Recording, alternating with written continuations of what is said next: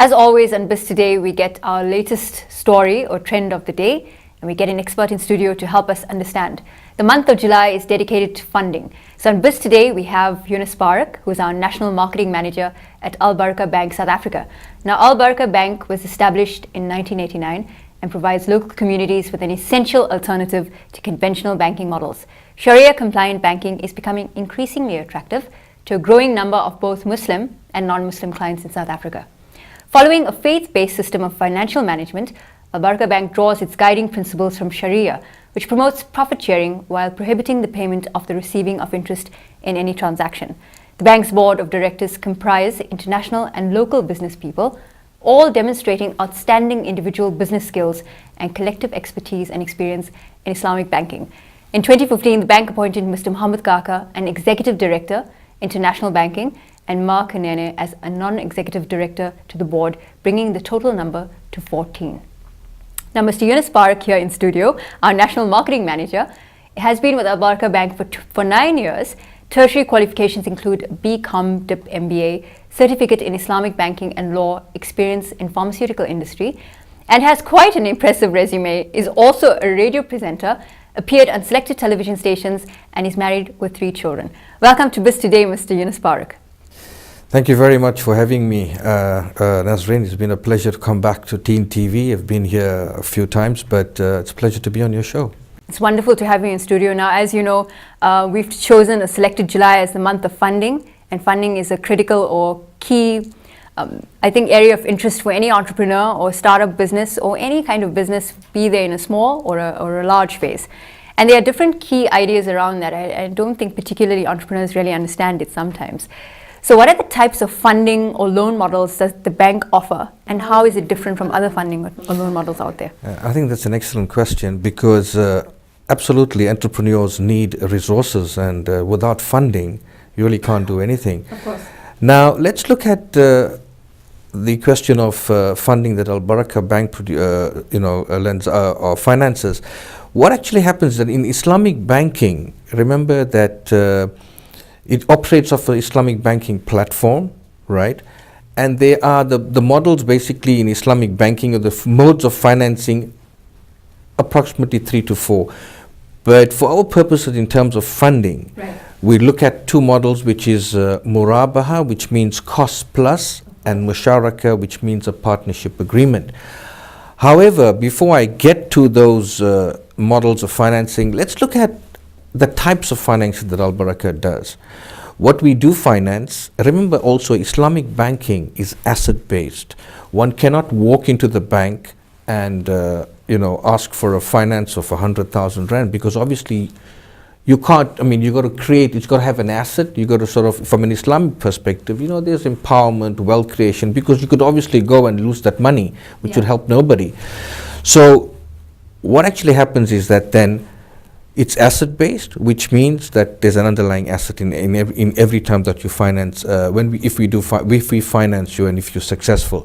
So yes, we offer motor vehicle finance, equipment finance, trade finance, commercial property, and residential property. Okay. So obviously for an entrepreneur, an entity, there is certainly a wide range, but remember, it's very important for us to understand Islamic banking, there has to be an underlying asset. So you mentioned at the beginning there were 2 types of Correct. funding models. Correct. One was a partnership agreement, and one is a Murabaha, which means cost plus. Now let's just explain Murabaha in its simple terms. Individual A comes to Al Baraka Bank and wishes to purchase a motor vehicle, for example, 100,000 rands. Right. What the bank then does is that adds on a profit to that particular sale of that motor vehicle, okay, to finance the client, and the client has an option of paying that motor vehicle off at a fixed rate over a fixed term, agreed upon at the onset of the contract. So obviously what happens here now, as opposed to conventional banking, you don't have variable interest rates, etc., etc. Right. So that individual or that entity knows that I'm paying a fixed amount every month for the duration of the contract. You also cannot put in ad hoc lump sums. However, However, you could settle the contract in full. So the the contract could run from example 12 months right up to 60 months. So 72 months, sorry. prospective applicant would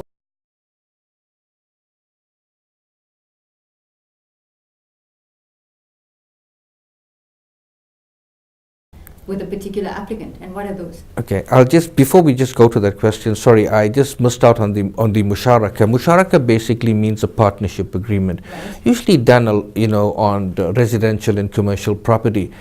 For example, individual A wants to purchase a house, at R1 million or just under R1 million. So of course there's a term that we would do, but what would happen is we usually ask for a deposit. So assuming if it's 500,000 Rand, there's a deposit of say 10%. So that's what actually happens now is your client is 10% and you own 90% of the thing. Okay, so every year it diminishes until the property is transferred onto the individual. It almost sounds like a bit like conventional banking, where if you applied for a loan at a bank, you'd need a certain amount to go in for the bank to take you seriously, right? Right. Exactly. There is a deposit. So obviously, you also got commitment from the client that he's Skin in the game, as they say. Absolutely. So yeah, and coming back, sorry, your second your Question was about around the criteria that the bank has for a particular applicant, because of course, if you're thinking about, if I go into a bank, would I need to have certain amount of collateral? Would my IP work as an individual? Or I know we're going to explore that a bit further on in our interview, but what kind of criteria does the bank have in order to be able to successfully award somebody and say, yes, we're going to invest in this business because we know that it will work? That's again an important question. I think the criteria that the bank would obviously look at is first and foremost is the soundness of the business, Sure. feasibility. Does the individual have a business plan? Remember also that our banking, we are of course subjected to regulatory legislation. So you have the National Credit Act, Yeah. okay, and other legislation pertaining to business. And in terms of financing, in the conventional way, say lending or borrowing. So obviously these are important criteria that the bank has to look at. Also, for example, is the business, if it's an entity, is it a registered business? Okay. Are they tax compliant? Okay. Do they have a business plan in place? And other criteria that we would look at. So obviously we look at mainly the financial situation of the business, the soundness of the business, and if they have sort of business plans and where they want to take this business to. They're going to have some sort of platform. Are you able to help maybe clients, if they come in, a prospective applicant, are you able to help them with, and I know this is not something we discussed previously, but are you able to help people with getting their businesses on the right track in order to qualify for that funding? I think that kind of service? I think that's important. Yeah, I do understand where you're coming from, because I think obviously the entrepreneurial side and the SMEs are a very important aspect of banking today. Yes, Al Baraka Bank can offer an assistance there. There are, of course, startup businesses, for example, franchise operations that people come with. Is that the more popular type of Very, clients? very popular. Very, very popular. Once again, there are certain criteria that have to be met. For example, if the person come in, obviously he's got to have some sort of experience, not necessarily a tertiary qualification, Sure. but experience in some sort of business. If he does not have that, again, it's based on the profile of the individual and the entity. So the criteria is based on that. For example, if you get individual A who doesn't have any experience, but he has people around him who have expertise, we would look at that, not to say no. Then also very important is to understand that is there a plan in place? Is there market research done for this? Has the product been so we would assist him and guide him and say, look, you're starting up. We can see the potential in this business. Yes, we can fund you provided you meet our criteria. So obviously at the same time, you're guiding him to see that he has some experience. Imagine having a business. I mean, up to 90% of small businesses fail today. Why? Sure. Why? Simply because they don't have a plan in place, they don't have a vision. It's about getting down and planning your business, finding out beforehand pre-planning as to what you want to do, the markets, segmenting the markets, doing your market research. Obviously, these are important things before you start your business. So this is one of the things that the bank will advise and also, mitigate the risks in terms of ventures like this or finance like this. You've hit on two important keywords for me that I really identify with, which is planning and vision. And I suppose that's where, it was interesting for me to know the bank can have a certain set of criteria in order to assess an application, but then you look at the individual themselves, which you were speaking about. So when the bank is doing an assessment, what does an individual or an applicant need to have on their CV or portfolio, which is not tangible, because the others are all tangible, that you'd be able to say, yes, I think this business is going to work, and so it will help me to make my decision much better in favor of that application? I think for us, once again, I mean, you obviously, we would look at his CV or in terms of individual, of course, his qualifications. That means he has maybe technical or tertiary qualifications, maybe in a business field. They could also be, for example, a professional, a medical professional who's just qualified, okay? And he wishes to open a practice, for example. One cannot sort of prejudice him in that way, because we can see the potential in this particular professional giving service to the community and running his practice. So yes, Al Baraka will look at that, assist him with, for example, purchasing his equipment for his dental practice and so forth. So yes, but again, to us, what's very important is some sort of experience or some sort of vision that this particular individual has. He's got to come back with a plan to us that we know that, look, we can back this man. Because obviously, over and above that, we got to ensure that our investors are protected. At the same time, we got to ensure that he is protected from sort of a failing business. So it's a two-pronged issue in terms of assisting the entrepreneur and saving the investors as well. It does sound very much like the bank is geared towards assisting an entrepreneur realize their dream, very much against the conventional method where you go into a bank or in funding institution and the first thing they want to see is your credible portfolio or the fact that you've had this business for a while, the numbers are looking good, or whatever it may be. But it sounds like the funding models allow you to have a bit of leeway as an entrepreneur who may have a startup idea, but you don't know how to pull that off. You have the vision and the passion for it, but it sounds like the bank may recognize that first and foremost before looking at other criteria. Yes? Again, it depends on the profile of the client. Yeah. It's very important. Obviously, the criteria or the application at that particular point in time would depend. As I said earlier, Nazreen, it's important, as you mentioned the conventional banks as well, it's all about numbers. Al Baraka, it may not be about numbers. We will assist and guide you to ensure that your business meet those numbers. Yeah, exactly. Because you got to come to us with they got to be about a soundness. They got to be a track record. They got to be a clear record that the individual is going to succeed. Because we don't want to put him at risk of his business. I know we've labored over that point, but it was critical for us to understand that, because a lot of the viewers watching may have an idea that they want to, action, execute. They have the necessary business plan, they've put one together, they've had a little bit of experience in running that business and may have prior experience from working. So it gives them a bit of hope to say, yes, okay, there's a bit of clarity around this, because I think a lot of the time entrepreneurs are not very able in that area of being funded or pitching properly, and so don't have any clarity about it, and it's quite a scary, murky field to walk. Yeah. But what are the particular businesses that the bank funds, or is it all types? Well, we do a sole proprietor, we do closed corporations, we do entities, PTY limiteds, and of course the professional. For us, the bank is really growing. We don't try to sort of disadvantage anybody in the sense that the professional market is huge, Nazreen. Today we saying entrepreneur, but we got people that are coming out with technical qualifications, right? Not just doctors in the medical field, but across the board. Now these people obviously come here opening, a business or a practice or something in that field. The bank is open to that. So yes, there's a lot of opportunity. It's not only companies, okay? You got the closed corporations, you got the sole proprietor, all these people, but as I've said, and I'm repeating this again, that we have to look at each individual based on his criteria, on the criteria of his qualifications, his experience, in order not to put him at risk of failing his business. Sure. But yes, we will play a very important role to say, look, we will guide you along these lines and we will assist him. Because I think that's what it's all about.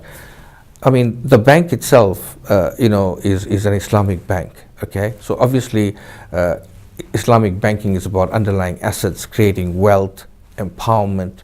And the bank itself, you're talking about entrepreneurship. Let's just take this off a little bit there. Islamic banking also talks about social initiatives.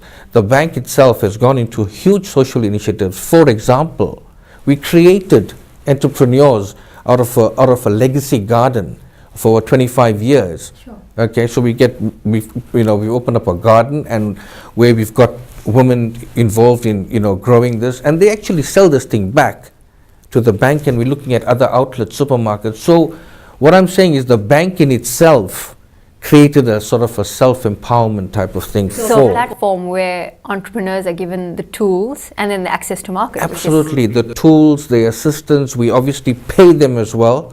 So it's actually it's part and parcel of Islamic banking, and that's what it's all about. So when I was thinking about the whole concept of funding and trying to talk to particular people who have an expertise in the different types or areas of funding, you get venture capitalists, you get the conventional method of going into a bank or any other institution that can lend you that money, provide it as a grant or any other type of funding.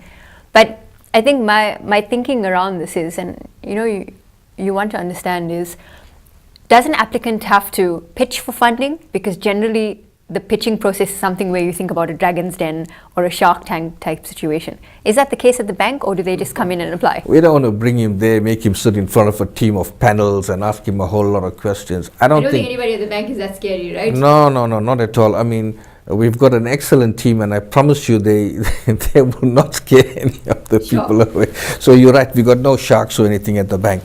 So what I would say is that yes, he doesn't have to come in personally and pitch anything.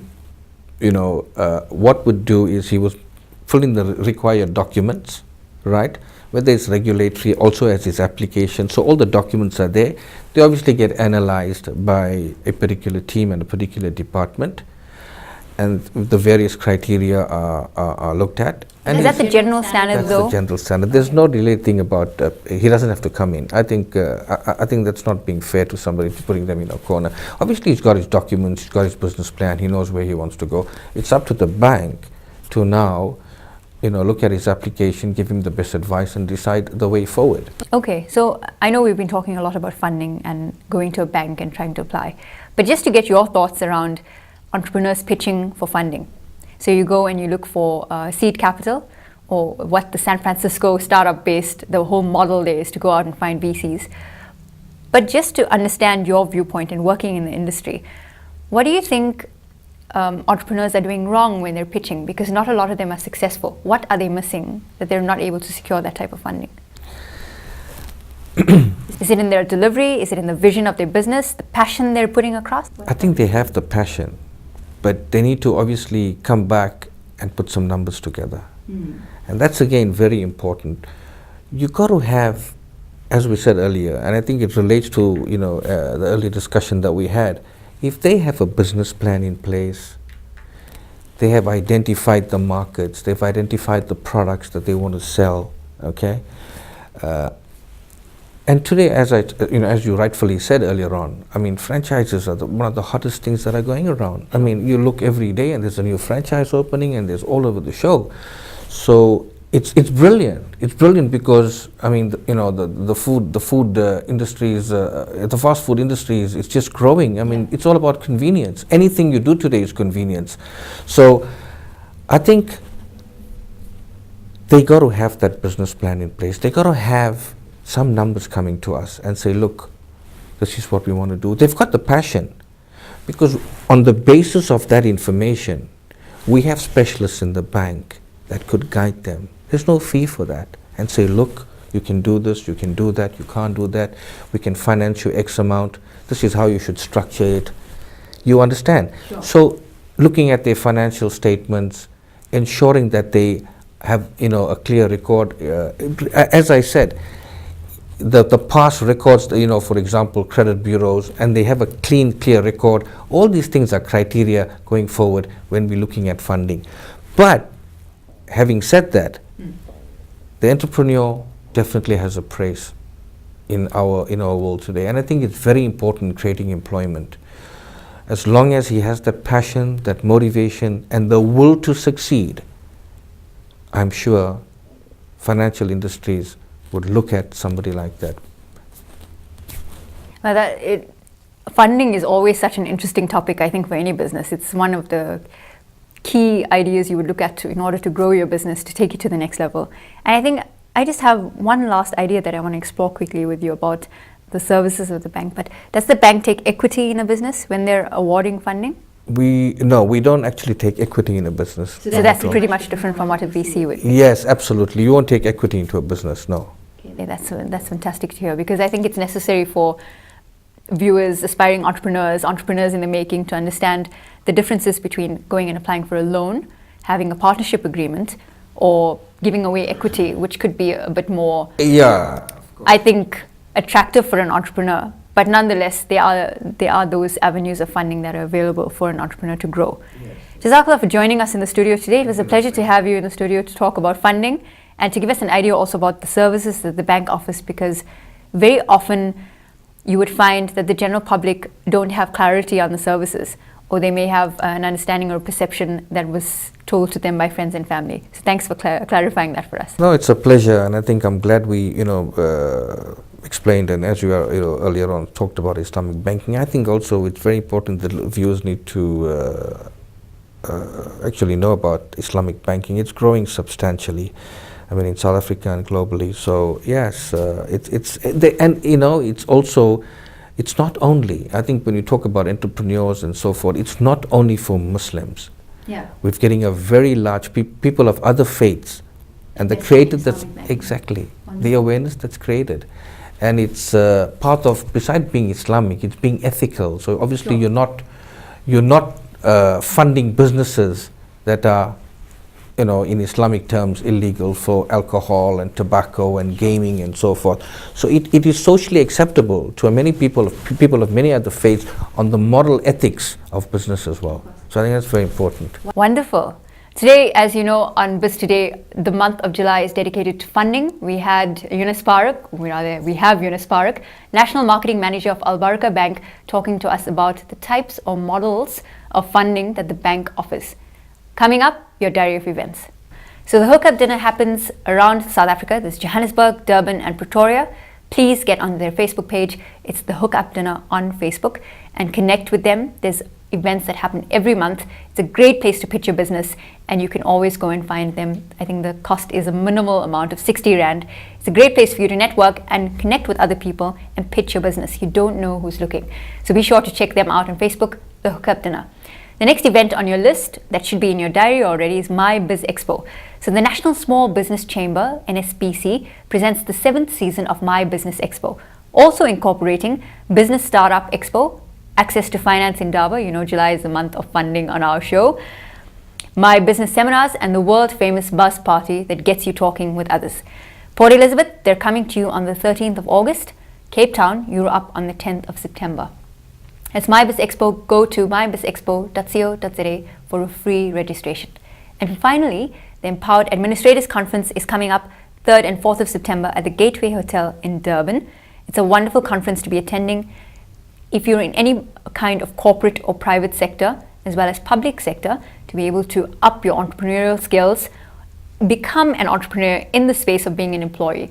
So remember, administrators are not just secretaries or typists, but they're real people who are the backbone of an organization.